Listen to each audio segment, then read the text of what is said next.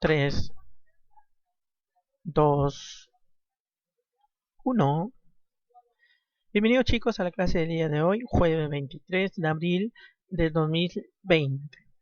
Bueno, ¿qué tenemos en imagen y para qué nos sirve para afrontar la clase del día de hoy? Hoy vamos a hablar del tema de las costumbres. Como vemos ahí hay una costumbre, el tema de la corrida de toros y bueno, hay dos posturas que se puede tener, ¿no? Estar a favor o en contra. Claro que las posturas tienen que tener, ¿sí?, mediante estudios o una investigación. En este caso, la costumbre, en el costumbrismo dentro de la literatura peruana también tuvo dos tendencias, ¿no? Dos posturas. ¿Por qué es importante afrontar esta clase y con la vida actual? ¿Por qué? Porque vamos a identificar que una costumbre no solamente lo tiene una persona, un individuo, sino también una sociedad, una colectividad. Y a veces hay que estudiar de dónde proviene esa costumbre, de dónde viene, qué tradición incluye, ¿no? Hay tradiciones, algo que tiene que ver con un accionar fijo, como el tema del desarrollo de la comida, el tema de los saludos, el tema de la pasión por ciertas cosas deportivas.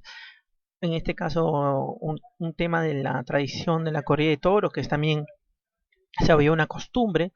Por supuesto que las costumbres, partiendo de la tradición de la corrida de toros, provienen de Europa, ¿no? Y el Perú lo acoge y empieza a modificar cuando, bueno, obtiene su libertad, ¿no? La independencia.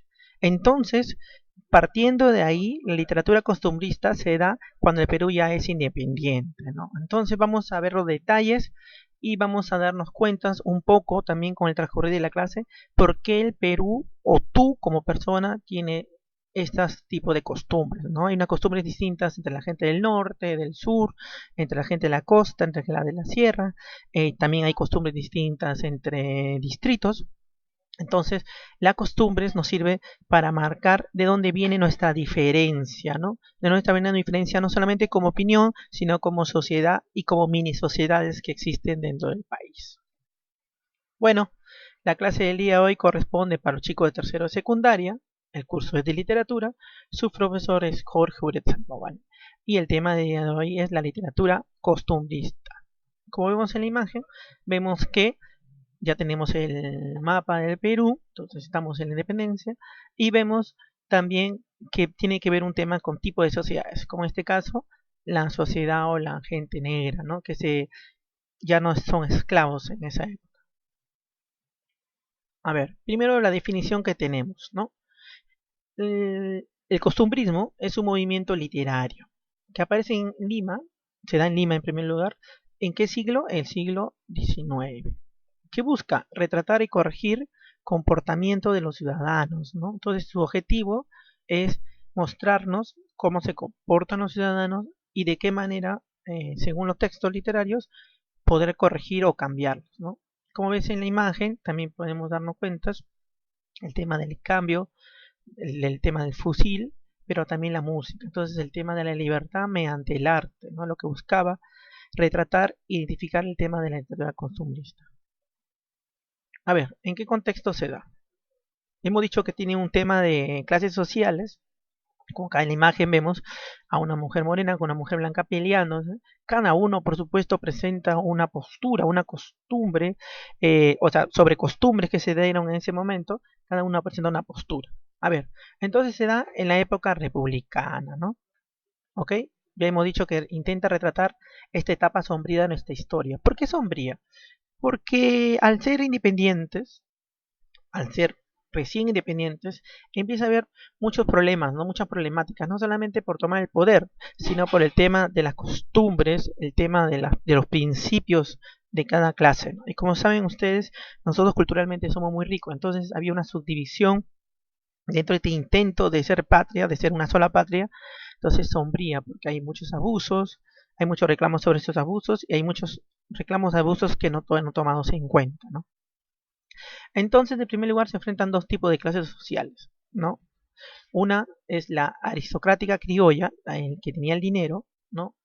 Más conocida como el anticriollismo. O sea, los aristócratas criollos que manejaban el dinero presentaban una postura anticriolla dentro de la literatura costumbrista, ¿no? Que defendían tradiciones de la colonia. Por supuesto que defendían algunos desarrollos de costumbres que habían dejado los españoles dentro del país. Y por otro lado está el grupo del criollismo, ¿no? Que se aferraba a lo popular y nacional. Acá se centran más los hombres que habían apostado por la independencia, ¿no? Que habían apostado por la libertad. ¿Qué características? A ver, veamos. Primero busca la identidad de la nueva estructura de la sociedad. Entonces el costumbrismo intenta encontrar una nueva identidad, ¿no? Ya no ser eh, no solamente esclavos, sino trabajadores del Imperio Romano, del Imperio Español, digo, disculpen, sino encontrar una sociedad, una identidad como peruanos, netamente como peruanos, ¿no? Se desarrolla a través del periodismo y el teatro, dos géneros muy importantes para el costumbrismo, ¿no? El periodismo, porque mediante el periodismo se empieza a acusar cómo se comporta la sociedad, y el teatro, porque mediante teatro hay representaciones de cómo se comportaba la gente, ¿no? 3. Critica los vicios y costumbres. Los vicios son los males, por supuesto, ¿no? Que tiene uno como sociedad. En este caso hay males sociales, sí, como no respetar al otro, el adelantarse en la cola ahorita, ¿no? Es un vicio, un mal vicio. Y costumbres son acciones que, como hemos dicho, que tiene una sociedad, ¿no?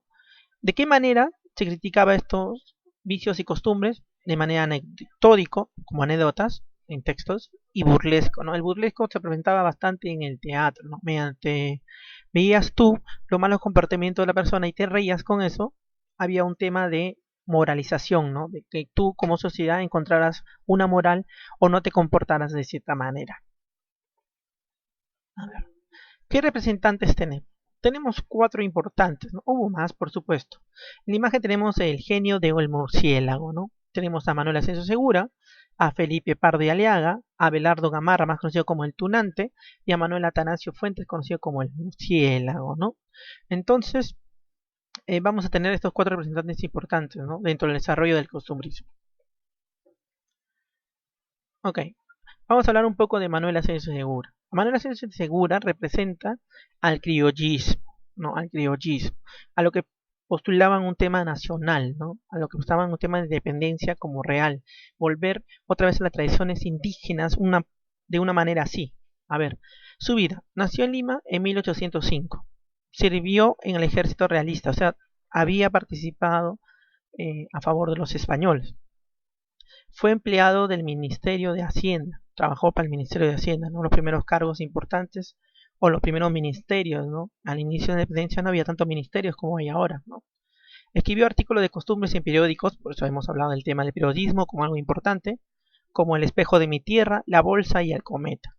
Publicó un seminario, o sea, hizo un seminario él llamado El Moscón, ¿no? El Moscón, el que, una manera burlesca decir el que anda por la sociedad, como saben, la mosca consumen sustancias, excrementos, ¿no? Entonces se publicó El Moscón, donde se criticaba esos comportamientos de tipo excremento que hacía mal a la sociedad, ¿no? Lamentablemente murió en 1871. A ver, ¿qué obras tuvo? Por supuesto, uno de los más importantes, como vemos en la imagen, es el Sargento Canuto, ¿no? A ver, en teatro, ¿eh? Vamos a ver el teatro. Tuvo el Sargento Canuto. ¿Qué pasaba ahí con el Sargento Canuto? Se representaban los militares fanfarrones, a esos militares que se creían, ¿no? Esos, los mejores, también que eran ambiciosos y propotentes, ¿no? Que veían al civil como algo menos, ¿no? Pero, como saben, el Sargento Canuto también se enamora, entonces está de igual a igual, ¿no? Con los civiles. Tenemos la saya y el manto, donde se critica a la burguesía, a la gente de dinero, que se quiere obtener un puesto público, ¿no? Utilizando a las mujeres. Mira, acá es una crítica muy fuerte, ¿no? Usaban a las mujeres, a las hijas, bueno, a sus esposas, para poder obtener cierto cargos públicos, ¿no? En este caso sería, en el Perú actual se podría llamar como uso de blancas, ¿no? De personas, de chicas. Pero ahí, en la obra del autor costumbrista, criollista además, se critica eso, ¿no? Entonces vemos ya una actitud criollista, ¿no? De Manuel Ascenso Segura. También tenemos las 3 viudas, ¿no? Los personajes son Martina, Miquita y Clara, envueltas en una soledad y la frustración. Entonces, ¿qué pasa cuando una mujer viuda se encuentra sola y está frustrada. ¿Qué comportamiento puede tener según la sociedad donde se representaba, por supuesto, ¿no? Pueden tener acciones negativas, acciones de crítica, no solamente a las acciones de personas alrededor, sino a su propia sociedad. Ahí se presentan en las tres viudas, ¿no? Y, por supuesto, su obra máxima, que es Ñacatita, ¿no? Donde se trata del matrimonio impuesto por el interés. Un tema muy importante en esa época, que ahora pues, ha perdido peso, por supuesto, pero en ese momento era el matrimonio impuesto por interés, ¿no? Los padres decidían con quién se casaban los hijos para conseguir ciertos beneficios, ¿ok? Vamos a hablar de Ñacatita, pero más adelante. ¿Qué otra obra más tenemos? Bueno, en la poesía tenemos la famosa Pelimuertada, ¿no? Donde se critica las costumbres inconvenientes con el medio con el fin de mejorar. O sea, el problema de las costumbres inconvenientes con el medio, con la sociedad. Esas costumbres, cómo se enfrentaba con la sociedad actual, con la sociedad libertaria, ¿no? Con la sociedad distinta. Y esas costumbres, cómo se convertían en pequeñas esposas, y me refiero a esposas como pequeños encadenamientos de ser libres, ¿no? Es una crítica amable, no es dura, risueña, indulgente. O sea, hay una crítica tranquila, suave, no hay algo de palabras fuertes, en concepto estamos hablando, ¿no? Maneja los temas del amor y la política. Dos temas muy importantes dentro de la literatura costumbrista, ¿no? El amor y la política. El amor como interveniencia para cambiar algo y la política como normas, ¿no? Normas del Estado, de la sociedad, y netamente político porque venía del Estado, ¿no? Una mujer a tal edad tenía que casarse, o si no se le veía como una mujer perdida o ya no importante para la sociedad. Las comedias están escritas en verso, por supuesto, es poesía, ¿no? Y vamos a hablar, por supuesto, de la gran obra de Manuel Ascenso Segura, Ñacatita.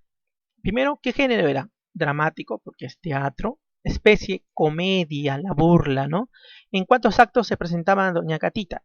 En 4. ¿Qué personajes aparecen? Don Jesús, Manuel, Don Alejo, Don Juan, Juliana, Doña Rufina y Ñacatita, ¿no? Vamos a ver un poco más sobre Ñacatita. A ver, el argumento. ¿Quién es Ñacatita? Es una Celestina criolla. ¿Quién era una Celestina? Una persona que cuidaban chicas, ¿no? Que estaban a cuidado de niñas, jovencitas. Y esta señora era beata. ¿Qué es una beata? Una persona que se acercaba a la religión y de ahí postulaba sus acciones, ¿no? ¿Mm? Pero lamentablemente tenía acciones malas. Veamos por qué. Primero, era una murmuradora. Murmuraba cosas. ¿Qué murmurar? Decirle a las personas cosas que no son ciertas y esas mismas cosas irle a decir a otras personas transfiguradas y tampoco son que son ciertas, ¿no?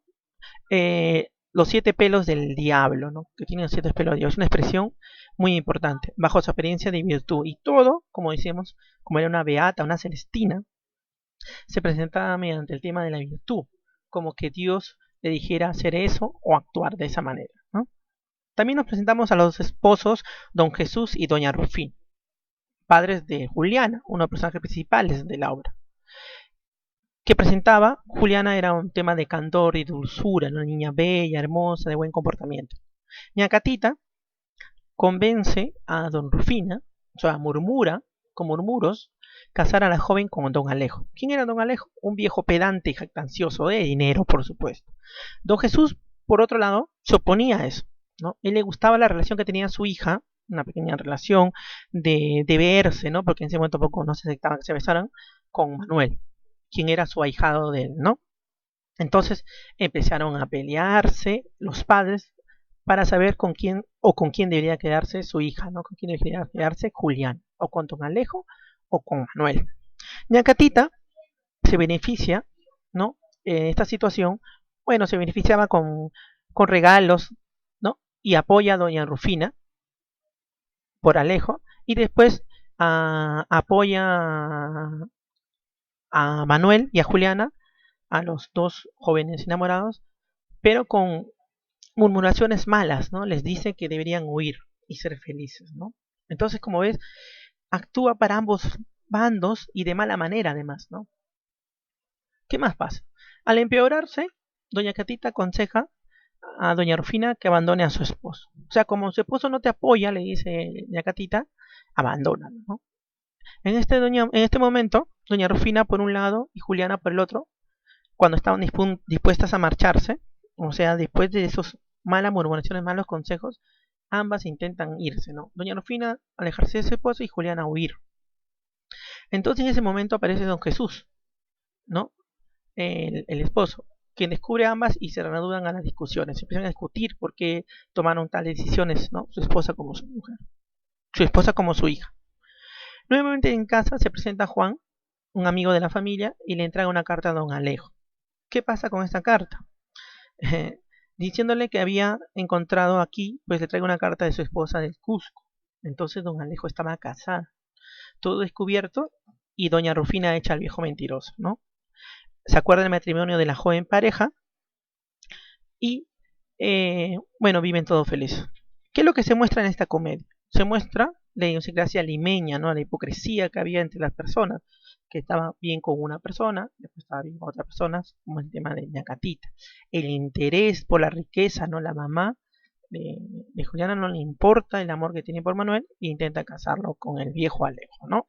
Entonces, también vemos ahí. Pero también vemos que hay personas, como el papá, que intentan respetar el amor.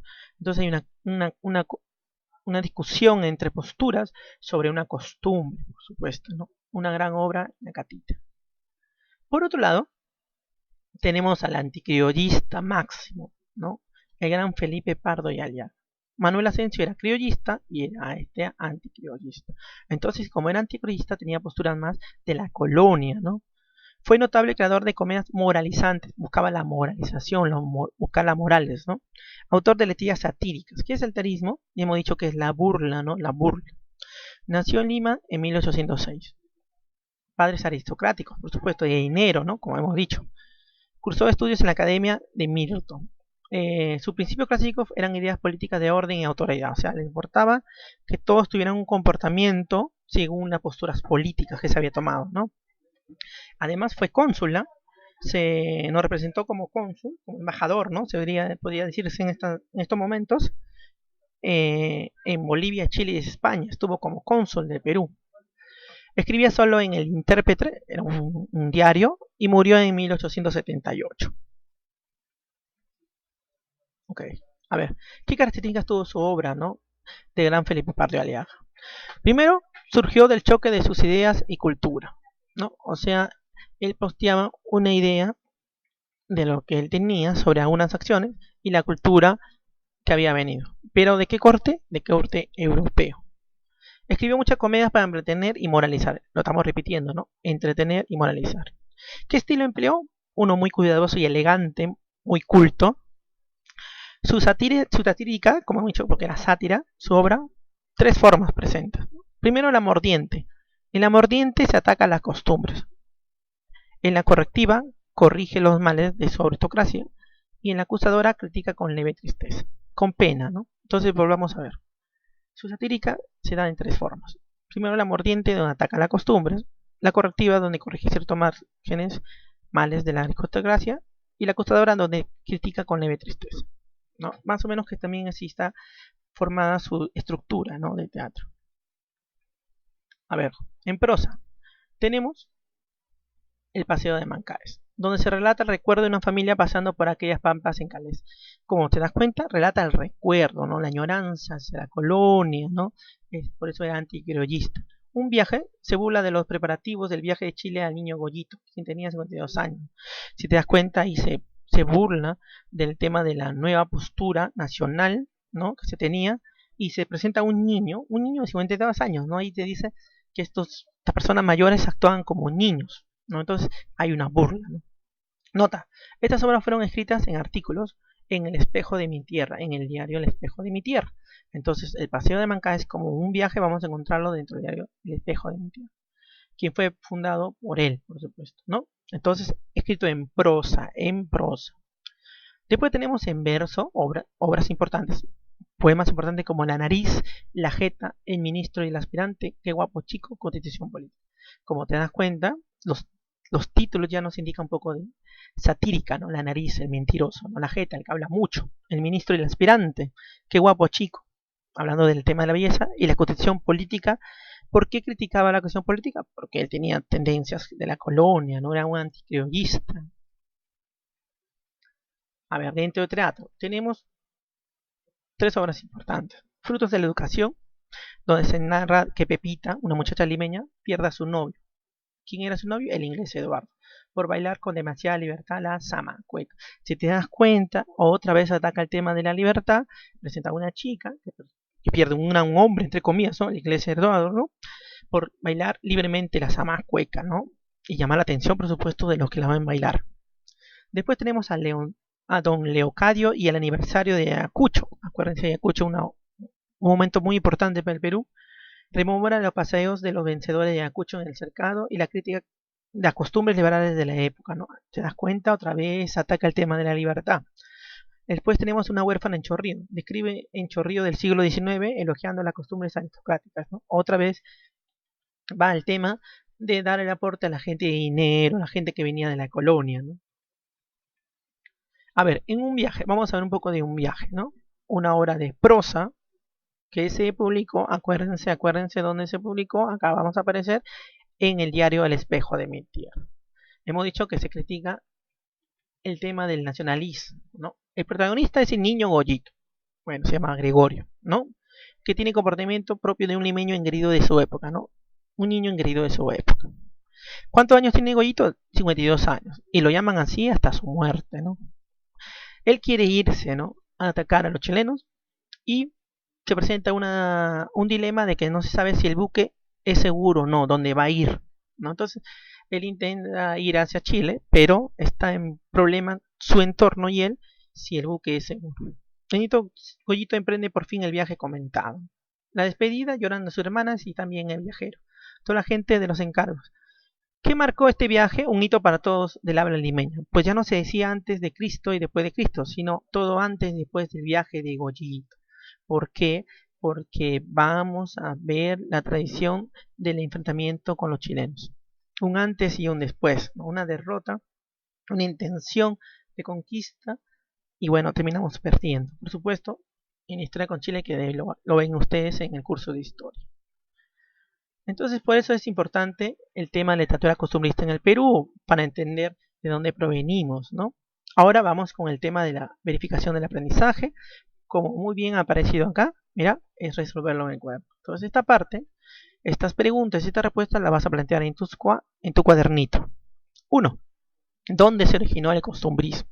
¿Se origina en el Perú? Netamente no, el costumbrismo viene de Europa, ¿no? Entonces, también es un tema de investigación para que tú respondas. ¿Qué es el costumbrismo? Ya hemos hablado que tiene un tema de costumbre, tradiciones, ¿no? ¿Qué es? Una tendencia. ¿Qué es? ¿Qué tipo dentro de la literatura es el costumbrismo? ¿No? Tema central, ñacatita. ¿Qué se critica? ¿No? ¿Qué hay? ¿Qué se presenta? ¿No? Y tema central de un viaje, también ¿qué se presenta? Bueno, vemos el tema de la costumbre como algo que sigue ciertas personas y que tiene dos enfoques. Alguien está a favor y alguien está en contra. Así que 5. Completa los espacios en blanco del cuadro comparativo. Hay una comparación entre el criollo Manuel Asencio Segura, padre del Teatro Nacional, y Felipe Pardo de Leaga, el anticriollo, ¿no? Representante del criollismo, Felipe Pardo de Leaga es representante del anticriollismo, ¿te acuerdas? Representa el colonialismo. ¿Qué representa Manuel Asencio? Muestra desprecio por el criollo popular. ¿Qué postura tiene Manuel Asencio sobre el criollo en lo popular? Muestra su arte con expresiones que oye al lenguaje pueblorino. ¿Qué tipo de lenguaje usó Felipe Pardo de Aliaga? Ya le hemos dicho. Trabajó en la revista El Espejo de mi Tierra Felipe Pardo de Aliaga. ¿En qué periódico trabajó Manuel Asencio Segura? Y bueno, para casa, por supuesto, el archivo llamado con 2 pre 1 práctica 4. Son 10 preguntitas. Espero que me lo envíen hasta el día domingo. Por favor, envíenlo antes. No pierdan puntos por enviarlo después. Hagan sus trabajos y quédense en casa. Estén con su familia. Y bueno, revisen en YouTube, en algunos textos, algo más sobre los representantes del acostumbrismo en las dos posturas, ¿no? Que es el criollismo y el anticriollismo. Espero que les haya gustado la clase. Cuídense.